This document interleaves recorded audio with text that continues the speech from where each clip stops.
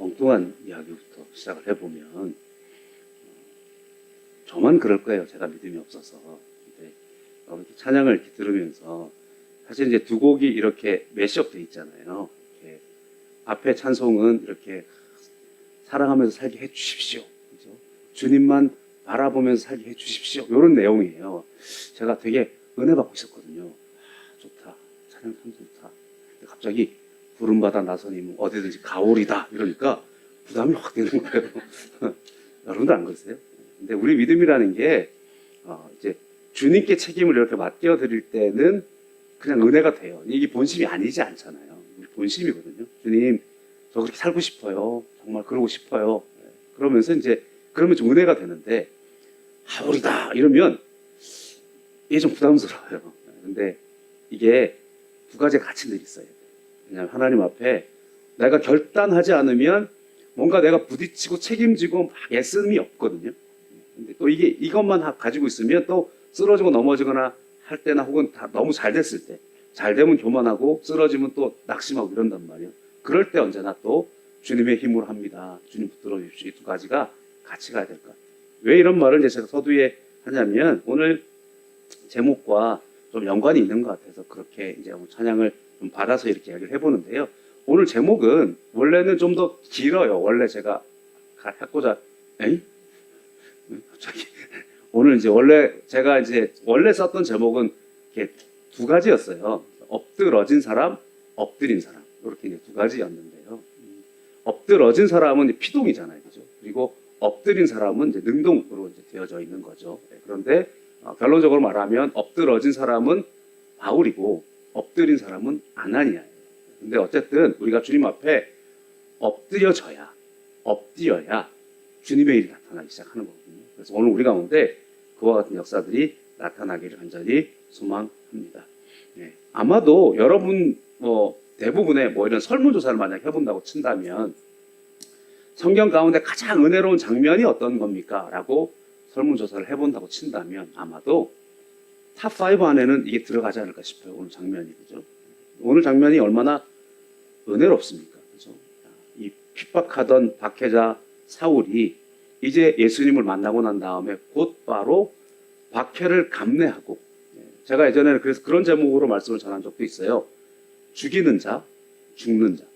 사실은 바울이 단순한 박해자가 아니라 사울이었던 바울은 죽이는 사람이었단 말이에요. 그래서 스데반을 죽이고 그리고 교회를 잔멸하고 그리고 다메섹이 지금 가고 있는 이유들도 교회 예수 믿는 사람들을 없애려고 지금 가고 있던 그런 사람이란 말이에요. 그런데 예수님 만나는 순간 그가 완전히 변화되었어요. 이제 목숨을 내어 맡기고 나는 날마다 그리스도와 함께 죽는다 고백하는 그런 믿음의 사람으로 바뀌어지는 것들을 보게 됩니다. 그런데 대개 우리는요, 이렇게 간증 같은 걸 이제 들으면 엎드러지는 걸 좋아해요. 그래서 뭔가 이렇게 세상 가운데 잘 나가던 사람이 혹은 박해하던 사람이 이렇게 빛을 막 만나고 변화가 되어져 가지고 180도 막 바뀌어 가지고 또 이렇게 나가는 걸 보면 은혜롭죠. 이제 되게. 왜냐하면 반전이 있으니까 우리 가운데. 근데 사실은 스스로 엎드리는 게 훨씬 더 은혜로운 거거든요. 왜냐하면 엎드러진 사람은요, 평생의 자기 고백이 처음에는 그걸 자랑처럼 말할지 몰라요. 그러니까 지금 이제 이 한국에는 이렇게 다니엘 기도회라는 게 이제 모 교회를 통해서 연합해서 하잖아요. 근데 지금 이제 저희 아이들이 그 교회를 좀 다니고 있어서 청년 다니엘 기도를 하더라고요. 보면 뭐 21일 동안 청년 다니엘 일주일밖에 안 하지만 혹은 이제 전에 다니엘 기도를 보면 21일 동안 외부의 강사들이 오셔서 설교를 하시면 대개는 그런 주간에 설교 듣기보다 간증 듣는 걸 좋아하신단 말이에요. 그러면 우리에게 은혜가 되는 간증은 뭐냐면 이런 반전의 간증이란 말이죠. 원래는 막 이렇게 잘 나가는 사람이었는데 하루아침에 막 힘들어지고 그렇게 됐는데 힘들었다가 갑자기 또 하나님께 기적을 베풀어 주셔가지고 짠 하고 나타나고 이런 거죠. 그런데 하나님을 박해하다가 하나님 앞에 말썽 부리다가 돌아온 사람의 고백이 간증을 우리가 자칫 잘못하면 자랑처럼 한단 말이에요. 최근에 어떤 이 간증자의 간증을 제가 하나 들었는데 아이를 잃은 아버지의 마음으로 선교를 감당하시는 분이 계세요. 근데 평생 그 간증을 해야 되잖아요, 이분요. 간증자라고 어디가 가게 되면 되게 그 간증 해주세요라고 가잖아요. 그러면 잊을 법도 한데 그 간증을 시작해야 되는 거예요. 아이를 가슴에 묻은 이야기부터 시작해야 되잖아요. 참 아프겠다 이 간증 나는 되게 묻고 살고 싶을 텐데 그러면서 또 그 마음을 가지고 또다시 울분을 토하면서 복음을 전하고 또 그런단 말이죠. 물론 또 뭐 요즘 이렇게 되게 인기가 생겨 있는 그 박위 형제, 미라클 형제는 또 그 본인이 다친 이야기를 또 맨날 해야 된단 말이에요. 물론 그 다친 이야기를 하면서 누군가에 힘을 주기 위해서 하는 것이지만 그런데 뭐 다쳤다 일어나는 것 정도는 괜찮아요. 뭐 괜찮은 게 아니라 우리 간증할 수 있겠죠. 그러나 뭐 과거에 무언가 박해를 하던 사람이었습니다. 죄를 많이 지었던 사람입니다. 이 사람이 회복되었다 할지라도 이 간증을 할 때마다 혹은 사역을 감당할 때마다 자랑하고 있는 마음만을 가질 수는 없을 거예요. 여러분 사도 바울은 평생 죄인의 고백을 가지고 살았어요. 사실은. 그러니까 사도 바울이 늘 고백할 때 뭐라고 고백하느냐. 디모데전서 1장 15절 바울의 마지막 서신 중에 하나거든요. 이 디모데서는. 그때에 바울은 이렇게 자기를 고백해요. mit보다 모든 사람이 받을 만한 이 말이요. 그리스도 예수께서 죄인을 구원하시려고 세상에 임하셨다 하였도다. 죄인 중에 내가 괴수니라. 죄인 중에 내가 우두머리입니다. 결국엔 내가 죄인 중에 죄인입니다. 이 고백을 갖는 거죠. 그런데 죄인 중에 죄인입니다라고 하는 고백을 가지고 있기 때문에 사도 바울은 평생 주님의 복음을 전하며 살아갈 수 있었던 것이기도 하죠. 은혜긴 은혜입니다. 그런데 바울은 늘 아팠을 거예요. 바울은요, 본인이 스데반을 죽이기에 앞장섰던 사람이란 말이에요. 그리고 바울은 이 간증을 자주 합니다. 바울이 어떻게 예수님 만났는지, 본인이 다메섹 도상으로 갔던 이 사건들을 본인의 스스로 간증도 많이 해요. 그런데 자랑하듯 하고 있지는 않을 거란 말이에요. 왜냐하면 이게 지금 보통 사건이 아니거든요. 바울은요, 다만 스데반을 이 박해할 때에 옷을 맡아준 사람이 아니고 교회를 잔멸한 사람이에요. 한마디로 말하면 교회를 싹 쓸어버렸던 사람이에요. 그리고 이 다마섹에 가는 이유도 뭐냐면 예루살렘 교회를 어느 정도 적당히 쓸어버렸기 때문에 더 이상 예루살렘의 교회는 자기가 할 게 없는 거예요. 그러니까 어디 또 뭐가 없나 이러고 살펴보다가 다메섹에 그리스도인들이 많이 가 있다는 이야기를 듣고 거기 가서 또 박해를 하려고 가던 도중이었단 말이죠. 바울은 평생에 예루살렘 교회에서 제대로 된 사역을 못해요. 원래 예루살렘에서 일을 하던 사람인데. 왜냐하면 두 무리 가운데 적이 있는 거예요. 원래의 유대교의 열심이었고 유대교의 앞장을 서가지고 지금 기독교인들을 박해하던 사람이었기 때문에 이 사람이 지금 기독교로 돌아서서 복음을 전하고 다니니까 이 원래 유대의 전통을 가지고 있었던 사람들에게는 원수예요. 그래서 바울을 죽이려고 했던 사람들은 유대인들이에요. 이방인들이 아니고. 그러니까 예루살렘에 갈 때마다 두려운 이유는 뭐냐면 예루살렘에서 그가 그렇게 교회를 박해하던 일을 앞장섰던 사람인데 뒤집어지고 나니까 예루살렘 교회가 더 힘을 얻었을 거 아니에요. 그러니까 이제 거기에 있던 유대인들은 바울만 보면 죽이기로 혈안이 돼 있단 말이에요.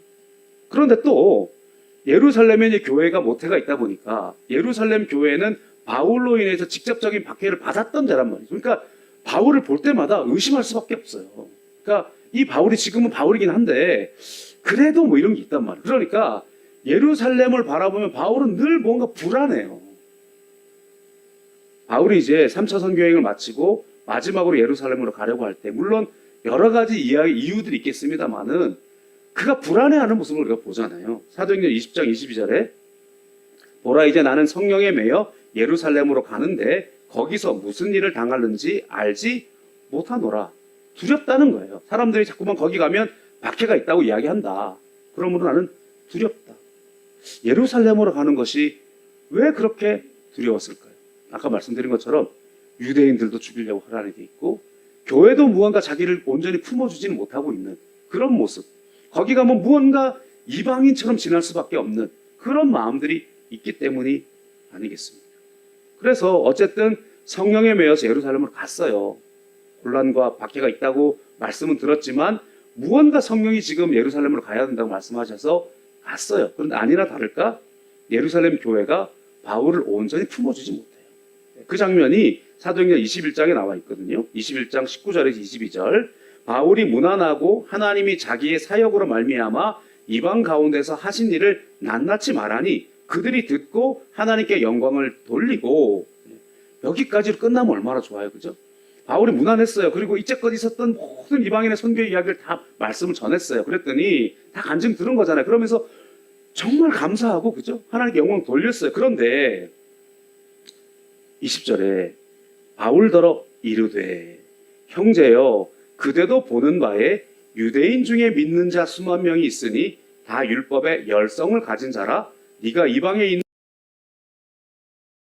모든 유대인을 가르치되 모세를 배반하고 아들들에게 할례를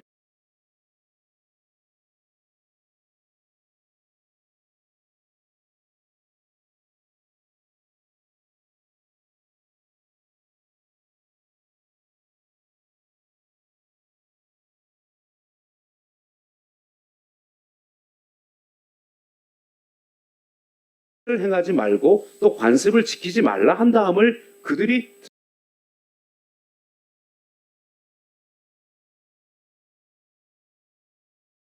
들었도다. 그러면 어찌할꼬 그들이 필연 그대가 온 것을 들으리니. 아니 뭔가 좀 불편한 거예요. 지금 예루살렘 교회에 유대교 배경을 가지고 있었던 사람들도 지금 이 교회 안에 들어와 있고 또 그 박해를 경험한 사람들도 있고, 그러니까 지금 당신이 이방인들에게 복음을 전하기 위해서 좀 급진적으로, 그래서 우리 할례도 필요 없다, 이제 우리가 음식들도 마음껏 먹어도 된다, 이런 복음을 전하니 유대교 전통을 가지고 있는 사람들에게 불편할 수밖에 없다. 어떻게 할까? 당신이 유대교 전통을 무시하는 게 아닌 것을 말하기 위해서 지금 서원을 마친 사람들이 이제 예루살렘 교회에 가서 이 일들, 이 서원에 대한 예물도 드리고 하나님 앞 제사를 드려야 되니까 이거를 당신이 좀 맡아주시면 좋겠어. 그래서 네 그럽시다 이러고 이제 바울이 수용했는데 교회 성전에 들어갔더니 이제 에베소 교회에서 이방인 이 제자 한 명을 데리고 온 것을 누가 봤는데, 성전에 들어갈 때는 이방인을 데리고 들어가지 않았는데 봤다 이렇게 누가 거짓 증언을 해버린 거예요. 그래서 소요가 일어나고 바울이 잡히게 됐단 말이죠. 이처럼 우리가 한 사람의 거듭남이 있어도, 한 사람의 변화가 있어도, 바울이 이처럼 확실한 증거를 보여줘도 여전히 예전에 그 물에 속했던 사람들, 그리고 새롭게 들어와 있는 그 사람들 모두 다 바울을 향하여서 제대로 믿어주지 못하는 그런 상황들이 생긴단 말이에요. 그러면 우리들이 지금 은혜 받았다라고 하는 것이, 우리들의 은혜가 그렇게 드라마틱할 필요가 없어요. 우리들의 은혜는요, 우리가 스스로 순종하는 게 좋습니다. 그리고 드라마틱하게 엎드러지려면 빨리 엎드러져야 돼요. 그래서 우리의 삶의 흔적들을 지울 수 있는 시간이 더 많을 수 있도록, 그래서 우리가 하나님 앞에 고집 부리지 말고, 하나님 앞에, 죄송한 표현입니다, 뻗대지 말고 빨리 무릎을 꿇으면 좋겠어요. 우리 가운데 목사님 그런 말씀 지금 저한테 왜 필요해요? 저는 이미 다 예수님 믿고 얼마나 지금 예수님 앞에 무릎을 꿇었는데요. 과연 그렇냐는 거죠. 저 여러분, 목사도 마찬가지입니다. 우리에게 분명히 하나님 앞에 무릎 꿇지 못하는 그 어떤 부분이 있지 않느냐라고 하는 거죠. 주님 앞에 하나님께서 언젠가 들어 쓰시겠지, 하나님께서 언젠가 나를 만들어 줄 거야. 아니, 하나님 저는 이제 예수님 믿으니까 됐지요, 이런 거 안 해도 되잖아요. 우리들이 스스로 어떤 바운더를 정해놓고 거기까지만 하려고 하는 우리들의 모습은 없느냐라고 하는 것입니다.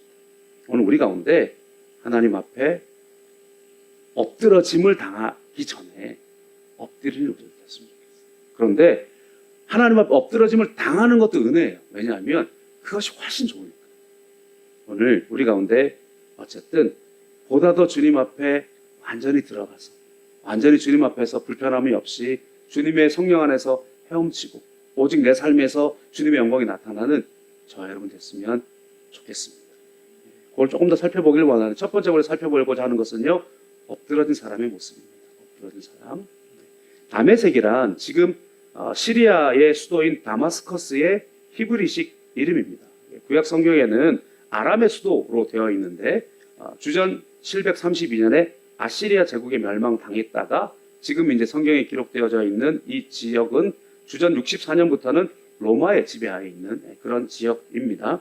근데 로마의 역사가 요세푸스의 기록에 의하면 주 66년에 네로 황제가 이제 기독교인들에게 대박해를 시작하게 되는데, 그때에 다마스커스, 다메섹에서 학살당한 기독교인 유대인들이 1,500명이다. 이렇게 역사에 기록이 되어져 있어요. 그러니까 이 다메섹의 크리스천들, 그러니까 유대인들, 그냥 유대인들이 아니라 예수님을 믿는 유대인들이 굉장히 많았다는 걸 알 수가 있어요. 뿐만 아니라, 그러니까 이제 지금 시점과 네로의 박해가 있을 때랑 조금 차이가 있어. 한 30년 차이가 있지만, 정말로 이 다메섹에는 그리스도인들이 많았다라고 하는 것을 우리가 알 수가 있어요. 그래서 교회 박해가 있고 난 다음에 이 사람들이 이제 몸을 피해서 다메섹에 많이 가 있었던 것을 볼 수가 있습니다. 그리고 사울이 스데반의 순교를 목격하고 난 다음에 그의 마음이 변화되지 않는 거예요. 그의 마음이 오히려 위협과 살기가 등등했다, 이렇게 표현하고 있어요. 1절 이제 우리 다시 한번 보면은요, 이렇게 표현을 하고 있어요. 사울이 주의 제자들에 대하여 여전히 위협과 살기가 등등하여 대제사장에게 가서 다메섹 여러 회당에 가져갈 공문을 청하니, 이는 만일 그 도를 따르는 사람을 만나면 남녀를 막론하고 결박하여 예루살렘으로 잡아오려 함이라. 얼마나 대단한 사람입니까? 위협과 살기가 등등했다. 만족을 모르는 거, 어떻게 보면, 그죠? 스데반이 죽은 걸 보면서도 막 마음이 더 해서 교회를 잔멸했다, 이렇게 이야기하잖아요. 그리고 교회를 싹 쓸어버리고 난 다음에 더 이상 예루살렘에 그런 표정은 아니겠으나 뭔가 이렇게 막 혈안이 되어 있는 것처럼 보이지 않습니까? 이 마음이라는 게 교회를 잔멸했다는 표현도 그렇고, 그 다음에 여전히 살기와 위협이 등등해서 다메섹에 있는 사람들까지도 잡겠다, 이렇게 공문을 받았다라고 하는 것은요, 모르긴 몰라도 막 그냥 막 혈안이 되어 있는 거예요, 지금. 그죠? 막 숨을 막 몰아치면서 이 예수쟁이들 어딨어? 막 이런 표정이잖아요, 사실. 그러면서 정식으로 공문을 받아서 다메섹에 있는 기독교인들까지도 쓸어오겠다, 이러면서 이제 간 거란 말이죠. 그런데 그 다메섹에 가까이 갈 때에 부활하신 예수님 그를 만나셨어요. 이게 은혜인 거죠. 3절, 4절 우리 다시 한번 보면, 5절까지 읽으면, 사울이 길을 가다가 다메섹에 가까이 이르더니 호련히 하늘로부터 빛이 그를 둘러 비추는지라 땅에 엎드러져 들음에 소리가 있어 이르시되, 사울아 사울아 내가 어찌하여 나를 박해하느냐 하시거늘 대답하되, 주여 누구시나이까? 이르시되, 나는 네가 박해하는 예수라. 아멘. 우리들에게 이런 만남이 있기를 축원합니다. 정말 주님 만나서 나의 인격과 나의 모든 것들이 엎드러지는 그 순간이 우리 가운데 있었으면 좋겠어요. 그러니까 바울처럼 기세가 등등하고 막 그래서 진짜 말 그대로 막 이렇게 엎어지는 순간이 아니어도, 정말로 그런 거 아니어도 우리는 하나님의 임재 가운데 나아가면 하루다 내가 죽게 되었다 할 수 있거든요. 정말로 주님의 임재 가운데에 정말로 엎드러져서 주님 앞에 나아가는 그런 우리들.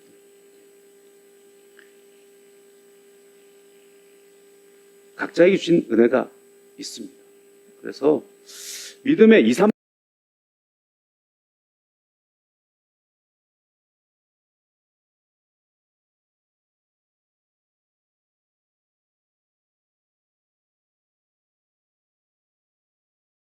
대 이렇게 되시는 분들은 이렇게 퇴적물이 잘 쌓여서 그 퇴적물에서 이렇게 자라나가는 그 어떤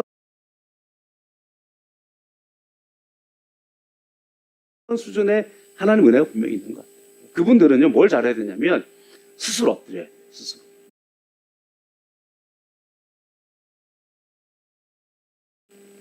그런데 또 저희 같이 이제 믿음의 1세대에 있는 사람들은 또 하나님이 과거에 막 이 지나온 것들 말로 설명도 안 되고 말씀 가르쳐서 이게 좀 더디니까 이게 먼저 은혜부터 주시는 경우가 많잖아요. 그래서 주님 만나고 성령 받고 이러면서 이제 우리가 변화되는 경우들도 우리 가운데 많지요.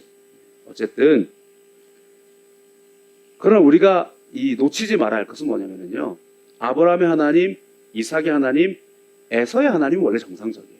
그런데 아브라함의 하나님, 이삭의 하나님, 야곱의 하나님, 에서가 이 쌓여져 있는 아브라함의 하나님, 야곱의 하나님, 이삭의 하나님의 이 퇴적물들을 잘 받아서 하나님 앞에 나아갔으면, 이삭은 그것을 잘 받았기 때문에 큰 역경이 없이 그냥 순종함으로 하나님께 주시는 복을 받아서 샘을 얻는 능력을 받고 백배의 복을 받는 사람이 됐잖아요. 그런데 에서는 그거를 소홀하게 여겼다.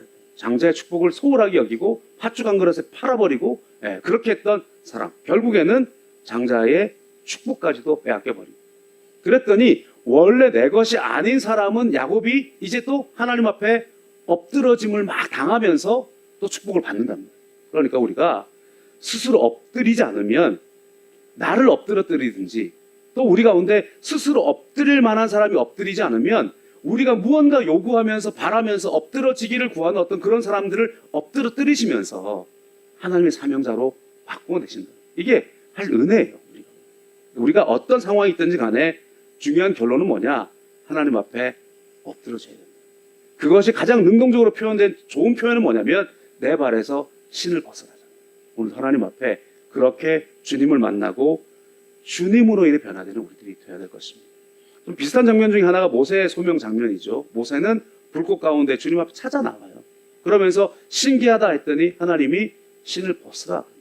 그리고 주님 만났어요. 여러분 이 차이가 큰 것이 뭐냐면 모세에게 사명이 있었어요. 모세가 하나님의 뜻을 몰랐던 게 아니잖아요. 그가 히브리 사람인데 그가 모두 다 죽임 당해야 되는 상황인데 모세의 어머니가 모세를 바라보면서 무언가 하나님으로부터 주신 아름다움이 있기 때문에 그를 100일 동안 잘 붙잡아 놨던 거 아닙니까? 그러나 더 이상 견디지 못할 때에 그를 강가에 띄워보냈고 그 모든 기적적인 순간 가운데에 그 어머니가 그 모세를 키울 수 있는 은혜를 얻었으니까 모세가 자라나면서 분명히 그 사명을 알았을 거예요. 그런데 하나님 만나지 못하면 그 사명을 제대로 감당하지 못하는 거예요.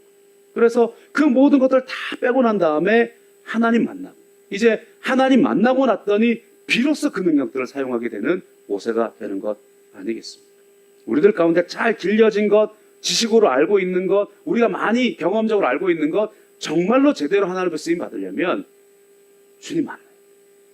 우리는 하나님을 만나서 그 하나님 임재 가운데 나아가는 우리들이 되어져야 할 줄로 믿습니다. 하나님께서 징계하시고 엎드러뜨리는 것조차도 은혜예요. 그죠? 하나님께서 우리를 치시고 우리 가운데 역경을 때려 주시는 것. 아, 하나님 저 사람은 역경을 안 주시네요. 하나님 저 사람은 저보다 훨씬 못하는데 왜 그냥 잘 나가는 것처럼 보여요? 그게 사랑이 아니라고 성경은 말씀하고 있어요. 히브리서 12장 7절에 8절에 너희가 참음은 징계를 받기 위함이라 하나님이 아들과 같이 너희를 대우하시나니 어찌 아버지가 징계하지 않는 이 아들이 있으리요? 징계는 다 받는 것이거늘 너에게 없으면 사생자요 신하들이 아니니라. 하나님이 나를 무언가 꼼짝 못하게 만드셨다. 그것만큼 큰 은혜가 없어요.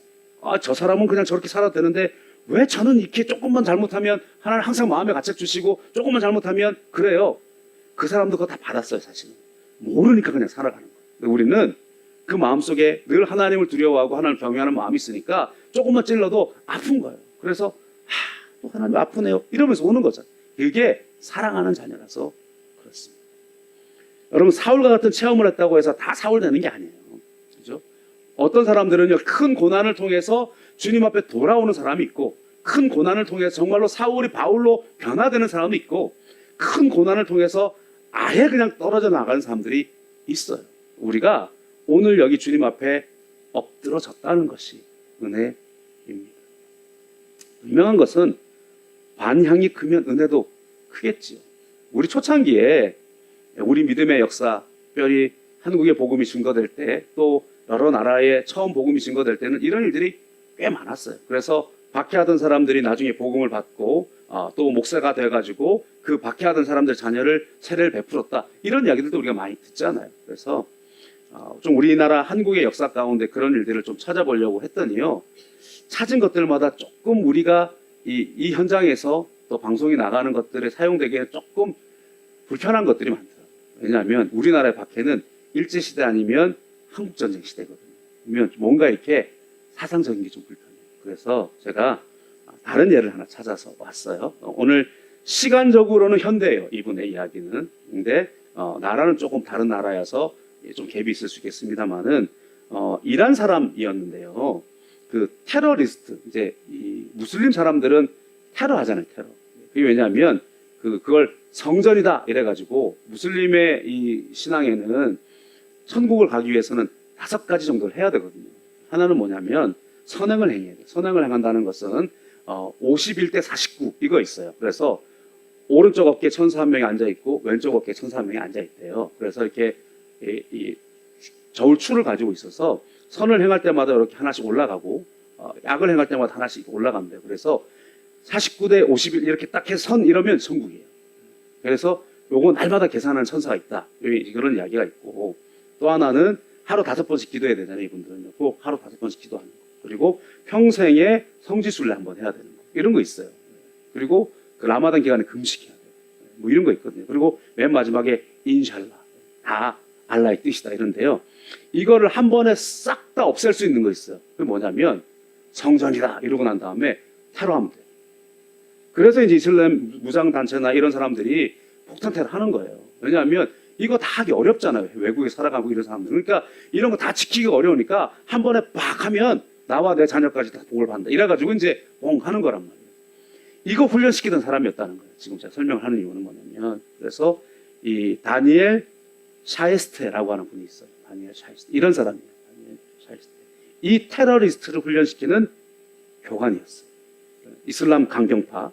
그리고 부인도 같은 군인 출신 부인이었어요. 그런데 이제 연세가 저랑 좀 비슷하신 분들은 이란이 원래는 친서방파였어요. 이 현대에서. 그런데 20세기 말에. 그런데 호메인이라고 하는 사람이 이제 이 등극을 하게 되면서 강경 이슬람으로 바뀌었어요. 그럴 때 이 사람이 이제 강경 이슬람이니까 호메이니가 이제 이 정권을 잡을 때 되게 좋아했죠. 그래서 이분은 뭐라고 생각했냐면, 호메이니가 이제 완전히 우리 이란을 강경파로 했으니까 우리는 참 자유가 왔다. 이렇게 생각했다는 거예요. 그런데 호메이니가 이 사람을 역적으로 몰아가지고 사형 집행을 한 거예요. 그래서 사형 집행이 당하기 직전 하루 전날에 인근 이제 터키죠. 튀르키예로 이제 피신을 한 거죠. 그러고 난 다음에 우여곡절 끝에 예수를 만납니다. 그러고 난 다음에 삶이 바뀌었어요. 그래서 본인이 이렇게 고백하고 있습니다. 터키에서 예수님을 만나 삶이 극적으로 바뀌었습니다. 저는 이란에서 테러리스트를 훈련시키는 교관이었고, 아내도 함께 훈련받아 난폭하기로 소문난 열성 당원이었습니다. 그리고 아내와 세 딸을 터키로 탈출시킨 후에 회심 사건을 아내에게 고백하는 것이 매우 어렵고 두려운 일이었다는 거예요. 그런데 주님의 도우심으로 아내도 마침내 기독교인이 됐습니다. 이 사람이 어떻게 예수님 믿었느냐? 뭐 크게 엎드러짐 당한 건 아니더라고요. 이미 한번 엎드러짐 당한 거죠. 사실은요. 죽을 지경이 있었으니까. 그래서 터키로 옮겨졌는데 사기를 당했대요. 이제 아마 이제 터키로 옮겨지면서. 그리고 사기당한 돈을 찾으려고 교회로 가게 됐다는 거예요. 목사님 도움을 받았대, 어떻게. 그래서 예배 장소에 들어가서 이제 앉아 있는데 알라랑 하나님이 같은 이제 믿음인 줄 알았는데 전혀 다르더라는 거, 들어보니까. 그런데 이 이슬람에서는 듣지 못했던 하나님의 사랑에 대한 설교를 들었다는 거예요. 그러면서 이거 뭔가 다르다. 완전 충격이 왔다. 그러면서 성경을 좀 주십시오. 그래서 신약 성경을 읽으면서 하나님의 사랑이 하나님만이 참 하나님인 것을 깨닫게 됐고 예수님을 믿게 됐다. 그러면서 이제 이 가정이 이슬람을 믿었던 시절에 찾아볼 수 없었던 기쁨과 감사와 사랑이 가득하다. 그래서 이제 매주 가족들과 함께 교회를 출석하게 됐는데, 이슬람의 지도자 이맘들은요 굉장히 권위적이래요. 그럴 수가 없대요. 그런데 아마 이 터키 지역의 교회들도 좀 연약할 거 아닙니까? 그래서 그런지 몰라도 목사님이 매일 이 예배당 청소를 하더래요. 그걸 보면서 와, 그럴 수가 있느냐. 근데 이분도 나중에 이제 복음 전하는 자가 돼서 개척을 하고 교회를 시작했는데, 그거 본받아 가지고 본인도 이제 교회에서 교회 청소하고 섬기는 모습으로 이제 다가가게 됐다는 거예요. 그런데 이를 알게 된 이슬람 테러리스트들이 12명이 찾아와서 주일 오후에 본인을 포위하고 죽이려고 했다. 그리고는 6명이서 그 큰 십자가를 떼서 이거를 망치로 떼내기를 시작했다는 거예요. 그래서 오늘 죽을지라도 두려움을 거두어 달라, 그렇게 기도하면서 엉뚱하게 뭘 했냐면, 죽을 때 죽을지라도 하던 청소는 마저 하겠다. 그러면서 교회 청소를 했다는 거예요. 되게 신기하죠. 그런데 테러리스트들이 그걸 보고 놀라워했다는 거예요. 이 사람 뭐지? 그러다가 무슨 은혜인지 모르겠는데 십자가를 띄다가 갑자기 비명을 지르며 도망가기 시작했어요. 뭔가 하나님의 역사가 있었던 것 같지요. 그래서 무슨 일인지 잘 모르겠지만 그 신비로운 것들을 경험했다. 그러면서 지금은 이제 이 호주 시드니 대학으로 옮겨서 복음을 전하다가 매일 이제 70여 명씩 무슬림을 회심시키고 했다는 것이죠. 그런데 개종한 무슬림 중에는요, 사실은 알고 보면 본인을 테러하려고 왔던 테러리스트들도 있었다는 거예요. 그런데 그들과 함께 말씀을 나누고 그들과 함께 토론을 하고 그러다가 나중에 믿고 난 다음에 사실 저는 목사님을 테러하려고 왔던 그 사람이었습니다 라고 고백하는 사람들도 있다. 그런 이야기를 들었습니다. 지금도 이제 미국으로 옮겨져 가지고 방송 선교를 하면서 그렇게 주의 말씀을 전하고 있는데요. 그가 처음 예수 믿기 시작할 때에 목사님들의 기도와 그 설교에 감동을 받기도 했지만 굉장히 갈등하고 있을 때 하나님 꿈에 나타나 주셨대요. 그러면서 옛집을 버리고 아버지 집으로 가라. 그렇게 말씀했다는 거예요. 그래서 주의 복음을 증거하게 되는 역사들이 나타났다는 것입니다. 이런 분들은 하나님께서 그렇게 거꾸로 때림을 당할 수밖에 없는 상황이죠. 왜냐하면 복음을 모르던 사람들이니까. 그러니까 극적인 변화를 통해서 주님 앞에 나올 수밖에 없었을 것입니다. 그러나 오늘날 우리들에게는 사실은 이 극적인 변화보다도 더 감사해야 될 것은 뭐냐면 이 바울의 극적인 변화에는 사실 극적이진 않지만 스스로 엎드렸던 제자가 있어요. 여러분, 바울의 이 회심에 예수님께서 부활하신 예수님께서 직접 그를 나타나셔서 그를 엎드러뜨린 것으로 그의 복음이 끝난 것이 아니에요. 정말로 그가 변화되고 복음을 접하고 그가 복음을 전하는 자로 변화되기 위해서는 무엇이 있었느냐? 엎드린 한 사람이 있었어요. 그 사람이 누구냐면 아나니아입니다. 아나니아의 사실을 한번 볼 텐데요. 사도행전 9장 10절부터 16절까지 제가 한번 읽어보겠습니다. 그때에 다메섹에 아나니아라 하는 제자가 있더니 주께서 환상 중에 불러 이르시되 아나니아야 하시거늘 대답하되 주여 내가 여기 있나이다 하니 주께서 이르시되 일어나 집가라 하는 거리로 가서 유다의 집에서 다소 사람 사울이라 하는 사람을 찾으라. 그가 기도하는 중이니라. 그가 아나니아라는 사람이 들어와서 자기에게 안수하여 다시 보게 하는 것을 보았느니라 하시거늘. 이 아나니아가 늘 주님 앞에 순종하던 제자였어요. 그때에 이제 이 사울이 주님 만나고 눈이 멀었어요. 그래서 아무것도 보지 못해요. 깜깜한 가운데 사람들 앞에 이끌려서 유다라고 하는 사람의 집에 들어가 있어요. 그리고 먹지도 못하고 아무것도 못 보고 그냥 그렇게 기도하고 있었다는. 그런데 그 기도 중에 하나님 환상을 보여주셨다는 거잖아요. 그래서 무슨 환상을 보았느냐? 이게 되게 오늘 지금 이 아나니아에게 말씀하신 게 되게 좀 재밌기도 해요. 사실은요. 아나니아에게 주님이 나타나서 말씀하셨는데 뭐라고 말씀하냐면 그가 아나니아라는 사람이 들어와서 자기에게 안수하여 다시 보게 하는 것을 보았느니라. 되게 남 이야기하는 사실이잖아요. 그죠? 야, 네가 가서 안수해라. 이렇게 말씀하시면서 그가 아나니아라고 하는 사람이 와서 자기에게 안수하여 다시 보게 하는 것을 봤다. 이렇게 말씀합니다.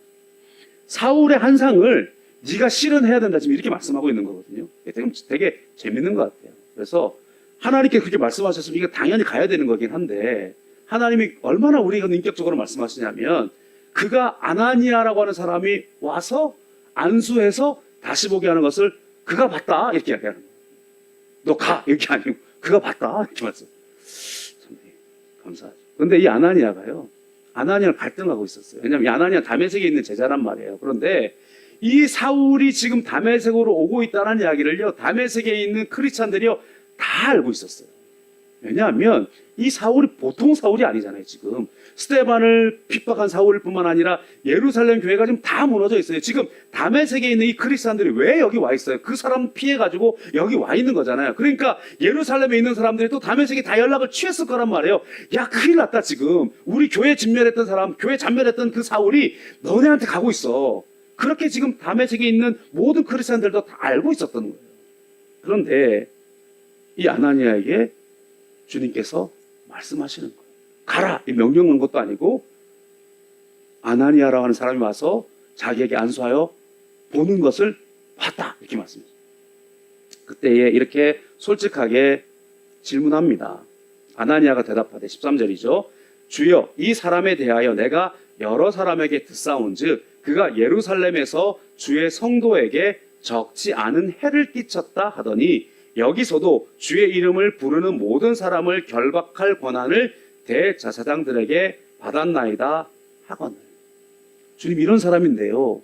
근데 예수님이 다시 말씀합니다. 주께서 이르시되 가라. 이 사람은 내 이름을 이방인과 임금들과 이스라엘 자손들에게 전하기를 위하여 택한 나의 그릇이라. 그가 내 이름을 위하여 얼마나 고난을 받아야 할 것을 내가 그에게 보이리라 하시니. 여러분, 우리에게 이렇게 말씀하시면 우리가 쉽사리 일어나서 그에게 찾아가서 안수하고 그를 다시 세우기가 쉽지 않을 거예요. 그렇죠? 아마도 예수님 그러시면 안 돼요. 그 사람은 그냥 이렇게 죽여버리든지 그 사람 싹 없애버리면 되는 거 아닙니까? 왜 그 사람을 그렇게 쓰시려고 합니까? 이럴 수도 있잖아요. 그런데 주님이 말씀하시는 거예요. 이는 이방인들과 임금들을 위하여 사용할 나의 그릇이다. 그리고 그가 이제는 내 이름을 위하여 고난당하는 자로 걸어갈 것이다. 그러면서 내가 그에게 그 모든 것들을 보일 것이다. 그때에 이 아나니아가 곧바로 일어나는 거죠. 그리고 묵묵히 그곳에 걸어갑니다. 그런데 사실은요, 이 아나니아의 첫 마디가 굉장히 은혜로워요. 이 아나니아는 결국 이 사울을, 쓰러져 있는 사울을 다시 일으켜 세우는 아나니아가 된 거잖아요. 이 아나니아 때문에 이제 이 사울이 다시 일어나서 바울이 될 수 있는 것이죠. 그래서 이제 일으켜진 사람으로 서게 되는데, 이 아나니아가 사울에게 찾아와서 한 첫 마디가 뭐냐면 형제 사울, 형제 사울. 자, 17절부터 19절까지 다시 한번 보겠습니다. 아나니아가 떠나 그 집에 들어가서 그에게 안수하여 이르되 형제 사울아, 주 곧 내가 오는 길에서 나타나셨던 예수께서 나를 보내어 너로 다시 보게 하시고 성령으로 충만하게 하신다 하니 즉시 사울의 눈이 비늘 같은 것이 벗어져 다시 보게 된지라 일어나 세례를 받고 음식을 먹음에 강건하여 지니라. 형제 사울. 더 이상 이 아나니아가요, 하나님 앞에 다른 질문을 하지 않아요. 더 이상 아나니아가 하나님 앞에 따져 묻지도 않아요. 그냥 하나님께서, 주님이라고 말씀하는 예수님께서 우리 가운데 말씀하셨어요. 이는 나의 그릇이다. 그리고 내가 그에게 역사할 것이다. 그랬더니 이 사람이 바로 이 우리를 박해하려고 찾아왔던, 이 다마색에 우리까지도 잡아가두려고 찾아왔던 이 사람을 형제로 인정했다는 거예요. 그러면 찾아가서 형제 사울. 오늘 우리 가운데 이런 스스로의 엎드러짐이 있어요. 분명히 그를 향하여 미움도 있었을 것이고, 더 우리가 좀 확장해 상상해 보자면 바울로 인해 박해받은 사람이 우리 친지도 있을 것이고, 바울로 인해 고난당하는 사람들이 그런 사람도 있을 거 아니에요. 우리 가운데 좀 멀리 있는 것이 아니라 가까워 있는 사람이 중간에 한 사람이라도 끼면 우리의 기도도 달라지고 우리의 미움도 달라지고 우리의 사랑도 달라지잖아요. 그런데 이 아나니아에게 그런 것이 없었겠냐. 그런데 이 아나니아는 그 모든 것들을 다 뒤로하고 주님의 말씀 그냥 한마디에 그 모든 걸 다 없애는 거예요. 내 마음의 감정, 내 마음의 분노, 내 마음의 미움, 모든 것 다 없애고 주님 앞에 그냥 엎드러진 거랍니다. 주님 앞에 순복하면서 그에게 찾아가서 형제 사울, 같은 신앙인으로 여깁니다. 왜냐하면 이제 너가 주님을 만났다. 그리고 그 형제 사울아라고 말씀하면서 안수하면서 뭐라고 말씀하냐면 성령으로 충만하게 하신다. 결국 성령 충만의 어떤 그런 안수를 한 거잖아요. 그리고 바울이 성령 받은 거란 말이에요. 그러면서 바울의 눈에서 비늘 같은 것이 벗겨져 다시 보게 됐다. 그리고 세례를 줬다. 그의 눈에 비늘이 벗겨지죠. 자, 엎드러진 사람들의 특징입니다. 바울은 주님 만나기 전에는 주님을 보지 못했죠. 그래서 세상의 시각으로 봤어요. 세상의 시각으로 모든 걸 덮고 하나님의 눈을 가리우고 귀를 막으면 어떻게 되느냐? 우리의 잠복함을 더 키웁니다. 그래서 기세가 등등하고 위협이 등등하고 살기가 등등한 거죠. 우리 가운데 더 완악해지는 사람들이 있어요. 그렇죠? 주님의 은혜 가운데 완악한. 사실은 그 안에 두려움이 커서 그런 거예요. 그 가운데 무언가 내가 이것이 맞는가라고 하는 것을 덮으려고 더 크게 눈을 가리웠던 것일 거예요. 그래서 귀를 막고 눈을 가리고 스테마를 돌로 치잖아요. 우리 가운데 양심의 말도 있고 분명히 무언가 다른 것도 있겠지만 일부러 차단시키는 거 있어요. 우리가 무언가 주님의 음성이 들려질까 봐 차단시켜버려요. 그러니까 주님의 음성이 들리지 않고 주님이 보이지 않는 거죠. 그랬더니 예수님께서 부활하신 모습으로 빛 가운데 확 나타나 버린 거예요. 그러니까 이 세상의 눈이 멀어버려요. 아무것도 못 보는 거죠. 주님만 보게 됩니다. 여러분, 우리가 처음 은혜 받으면 그럴 때가 있잖아요. 주님만 보일 때 있어요. 이제 세상의 것들로 막 달려와서 세상의 방식으로, 세상의 어떤 것들로, 세상의 부와 명예로, 세상의 어떤 명예로 막 이런 것들을 위해서 막 악한 것들도 막 다 그냥 감내하면서 막 걸어왔던 사람들이 주님 만나면 이제 다른 거 다 안 보이고 성전 안에만 있고 주님만 만나고 그러고 싶잖아요. 그런데 그 상태에서 아나니아를 만나지 못하면 또다시 무너지는 경우가 굉장히 많더라고요. 그때에 아나니아가 와서 성령의 받게함으로 말미암아서 그의 시각을 바꿔줍니다. 여러분, 우리가 주님이 안 보이는 상태에서 세상만 바라보면 세상의 방식으로 경쟁하고 세상의 방식으로 무언가를 하고 누군가를 이겨야 되고 누군가를 밟아야 되고 누군가를 죽여야 되고 막 그 길로 막 달려가요. 그래서 믿음의 사람들 역시도 이것들 때문에 주님 앞에 못 나오는 사람 되게 많잖아요. 혹은 이것들 때문에 아까 말한 것처럼 그 바운더를 정해놓고 더 이상 나오지 못하는 분들 많잖아요. 그런데 그것 깨트리려고 주님께서 때로 뭘 깨트리시냐? 물질 깨트리고 건강 깨트리고 관계 깨트리고 다 깨트리신단 말이에요. 그러고 난 다음에 주님의 은혜를 탁 받았어요. 그러고 나면 이런 거 다 소용없네 이러면서 또 주님만 만난단 말이에요. 이러면 또 안 돼요. 그래서 되게 이런 신앙 중에 어떤 한 이유가 있냐면 주님 다시 오실 날만 기다리고 그냥 혼자서 기도만 하고 산에만 들어가려고 그러고 이런 것도 사실 옳은 게 아니에요. 이제 우리 가운데 예수님께 분명히 뭐라고 말씀하셨냐면 너희가 성령을 받으면 예루살렘과 온 유대와 사마리아 땅까지 이르러 내 증인이 될 것이다 말씀했단 말이에요. 모든 민족으로 제자를 삼아 아버지와 아들과 성령의 이름으로 침례를 베풀고 내가 너희 분반 모든 것을 가르쳐 지키게 하라 그랬단 말이에요. 복음을 전하든지 주의 말씀을 가르치든지 그렇게 우리가 세상 가운데의 빛과 소금의 칼로 파송받아야 되는데 여기가 조사원이 하고 마치 베드로가 얼떨떨해가지고 여기 초목셋을 짓겠습니다 라고 하는 모습으로 우리가 처음 신비를 경험하면 베드로처럼 그런 고백을 한다니까요. 여기가 조사원이 그냥 여기서 계속 있으면 안 될까요? 그게 아니란 말이에요. 그것이 다 사라지고 주님만 보이고 주님과 함께 다시 내려가야 되는 우리 삶을 걸어가야 됩니다. 성령을 받으니까 비늘이 벗겨졌어요. 그리고 다시 보게 됐다. 근데 이제 보는 바울의 눈은 이전의 시각과 다르죠. 이제는요, 세상의 빛을 비추받으면 제가 이거 이야기할 때 프레시 그 랜턴 이야기 많이 하잖아요. 이런 조명이 있으면 이 태양빛을 이렇게 직접 보면 그죠? 태양빛을 직접 보면 눈이 멀어요. 아무것도 안 보여요. 강한빛을 보면. 그런데 우리가 그럼 어떻게 해야 되느냐? 등을 지고 가야죠. 등을 지고. 그래서 빛이 비춰지는 방향으로 우리가 걸어가요. 그러면 주께서 보게 하시는 것들을 통하여서 바른 것들을 바라보게 됩니다. 이제 성령이 우리 가운데 들어와 계신다는 것은요, 우리의 시선을 주님의 시선으로 바꾸는 거예요.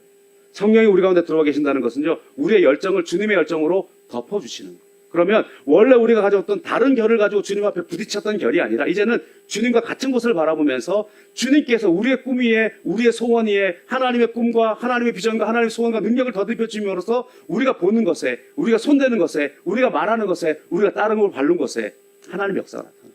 그러면 이제는 위배가 되어 있는 서로 갈등하는 삶이 아니라 주님과 함께 나아가는 우리의 삶이 되어지게 되는 것입니다. 오늘 우리 가운데 그렇게 시선을 바꿔주는 데는 아나니아의 순종이 필요했다. 오늘 우리 가운데 우리들의 모습이 아나니아도 어쩌면 처음 예수님 만날 때 바울처럼 엎드러진 고백이 있었을 거예요. 그러나 이제는 날마다 주님 앞에 스스로 엎드리는 고백을 통하여서 이제 또 다른 엎드러진 사람들과 함께 그 길을 걸어가는 우리들이 되어지는 모습으로 나아가게 됩니다. 여러분, 오늘 예수님을 만나셨습니까? 예수님만 바라보고 있지는 않습니까? 오늘 성령이 예수님의 마음을 갖게 하십니다. 그리고 오늘 그 예수님의 마음을 가진 사람의 모델이 아나니아의 삶입니다. 분명히 우리는 바울의 스토리를 압니다. 그리고 그가 있는 다메섹에 왜 왔는지도 압니다. 하나님께 여쭈었습니다. 그러나 곧바로 그 시선을 하나님 앞에 맞출 수 있었습니다. 그러면 주님의 손과 발과 입술이 되어지고 그리고 기꺼이 안수하면서 사울이 보았던 환상의 실체가 되어집니다. 그리고 그렇게 함께 나아가는 우리들이 되어집니다. 스스로 엎드리는 자를 통해서 엎드러진 자를 일으켜 세우시는 주님이십니다. 오늘 우리 가운데 중요한 것은요, 엎드러지든지 엎드리든지 그리고 우리가 다시 일어나 주님과 함께 동행하는 우리들 되어져야 합니다. 오늘도 우리의 삶에 엎드리지 못한 부분들은 없습니다. 오늘도 주님 앞에 무언가 엎드러짐을 경험했음에도 불구하고 오늘 또다시 그 엎드러짐만을 기대하면서 걸어가고 있는 무언가 하나님께서 무언가 나를 역전시켜 주시고 무언가 하나님께 나를 그냥 막 이렇게 정말 어떤 기적처럼 뭔가를 일으킨 것만 기대하고 있는 우리들은 아니죠. 오늘 우리가 한 걸음 한 걸음 걸어가는 그 모든 일상이 기적입니다. 오늘 그 일상 속에서 주님의 손과 발이 되어서 걸어나가는 우리 모두가 되었으면 좋겠습니다.